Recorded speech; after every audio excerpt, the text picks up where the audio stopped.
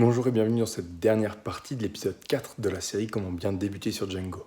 Aujourd'hui, nous allons parler de l'utilisation des gabarits et aussi comment supprimer les URL codés en dur dans nos fichiers. Je vous souhaite un bon visionnage et je vous dis à tout de suite sur mon ordinateur.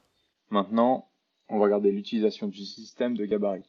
Donc on revient à notre fameuse vue detail de notre application de sondage. Étant donné la variable de contexte question, voici à quoi le gabarit posedetails.htp pourrait ressembler. Donc ici on revient juste là, on supprime ça.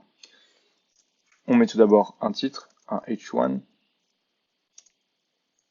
Donc comme tout à l'heure, comme on veut déclarer de la logique Django, on met deux accolades de chaque côté, parce qu'on va juste montrer une variable.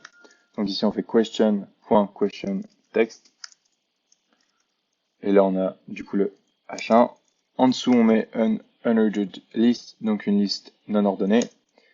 UL, on va mettre un for. On n'oublie pas, dès qu'on ouvre un for, de mettre un N4. C'est très important. Cette fois-ci on n'utilise plus deux accolades, mais une accolade et un pourcentage. Donc ici on va faire for choice in question choice set all.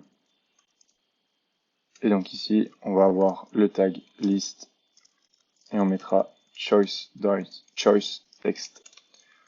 Donc qu'est-ce que ça fait ici? Tout d'abord, ça nous a affiché en titre H1, du coup la question, donc la question qu'on a sélectionnée avant, et donc le contenu de cette fameuse question. Hop, sachant que la question est passée encore une fois par la vue, donc c'est la question qu'on a chercher directement dans le modèle. Ensuite, on va avoir une liste qui va être créée. Là, on va utiliser un for, donc on va faire pour tous les choix qui sont donc associés à la question qu'on a récupéré dans la vue, on va créer un tag list contenant du coup le texte, donc la représentation de ce fameux choix. On se souvient du modèle choix, comment a été construit, tout ce qui allait avec. Ici, on a un paragraphe du coup qui explique un petit peu plus en détail ce qui se passe au niveau des gabarits. Je vous laisse le lire, et si jamais vous voulez aller plus en profondeur sur le sujet des gabarits, vous pouvez aller juste ici. Maintenant, nous allons voir la suppression des URL codées en dur dans les gabarits. Ça va nous permettre d'avoir un code qui est plus clair et surtout de ne plus dépendre des URL. Donc, rappelons-nous que lorsque nous avons ajouté le lien vers la question dans le gabarit, poseIndex.html, le lien a été partiellement codé en dur comme ceci.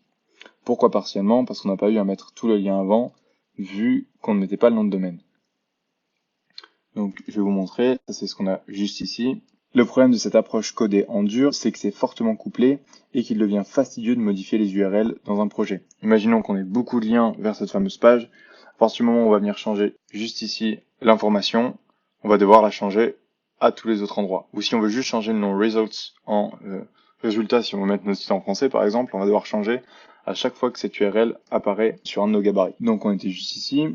Donc ça pose souci donc pour les projets qui ont beaucoup de gabarits. Cependant, comme nous avons défini le paramètre name, donc dans la fonction path, donc je vous montre juste ici result, details et autres, on peut supprimer la dépendance en chemin de l'URL spécifique et définir donc la configuration de l'URL en utilisant la balise de gabarit accolade pourcentage URL. Et du coup, c'est ici qu'on va spécifier notre URL et pourcentage accolade à la fin. Donc on va passer de ça à ça. Hop, donc on est ici, et ici, on va donc utiliser accolade pourcentage, URL, accolade pourcentage, et on va venir mettre le nom de l'URL auquel on veut faire référence. Donc juste ici, on va mettre detail. Il faut aussi faire attention parce que detail prend en compte ici une question ID au sein de son URL. Donc ici, il faut bien évidemment la spécifier, donc on met espace question.id. Donc ici, ce que ça va faire, c'est que ça va prendre cette question-là, et ça va aller prendre l'ID de cette question et le mettre ici, pour qu'on puisse accéder à l'URL detail de la fameuse question. Voilà, le reste inchangé. Donc le principe de ce fonctionnement est que l'URL soit recherché dans les définitions du module pose.url. Ci-dessous, donc on va donc pouvoir voir exactement où le nom d'URL et le détail est défini. Juste ici, c'est ce que je vous ai montré avant. que si on souhaite modifier l'URL de détail du sondage, par exemple sur le modèle, il suffit donc de faire la modification dans Pulse URL au lieu de devoir toucher au contenu donc de tous les gabarits. Et donc encore une fois, ça nous évite d'avoir des interdépendances entre chaque. Ici par exemple, c'est ajouté le mot spécifique. Passons donc maintenant à l'espace de nom et au nom de l'URL. Le projet du tutoriel ne contient donc qu'une seule application, Pulse, mais un vrai projet Django peut en contenir 5, 10, 20, voire plus d'applications que ça. Donc maintenant, comment Django arrive-t-il à différencier le nom de l'URL entre chacune d'elles? Si on prend l'exemple de Pulse, on va avoir une vue detail, mais c'est une vue qu'on peut retrouver dans plusieurs applications, dans un même projet. Donc comment peut-on indiquer à Django quelle vue d'application on doit appeler pour une URL lors de l'utilisation de la prise de gabarit URL? Ou avant, on n'avait pas ce problème-là vu qu'on pouvait mettre Pulse /. La réponse est donc donnée par l'ajout d'espace de nom à notre configuration d'URL. Donc concrètement, ce qu'on va faire, c'est qu'on va aller au niveau de notre URL et juste avant de définir URL patterns, on va faire app underscore name equal to, ici on va mettre Pulse.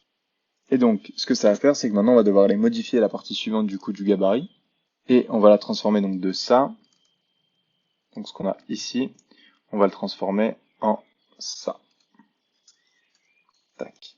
Pulse 2 points. Donc ça va dire à Django, allez dans les URL de Pulse, juste ici, et prenez le nom detail, et ça va déclencher la vue detail, et ainsi de suite, vous connaissez le process. Voilà, c'est tout pour cette troisième partie, donc pour ce quatrième épisode. J'espère que ça vous a plu, j'espère que vous voyez un petit peu l'étendue de ce que l'on peut faire avec les gabarits et du coup les pages HTML avec la logique Django à l'intérieur. C'est vraiment énorme, je vous conseille de vous amuser un petit peu, de découvrir par vous-même, de faire des expériences et je vous dis à tout de suite pour la conclusion.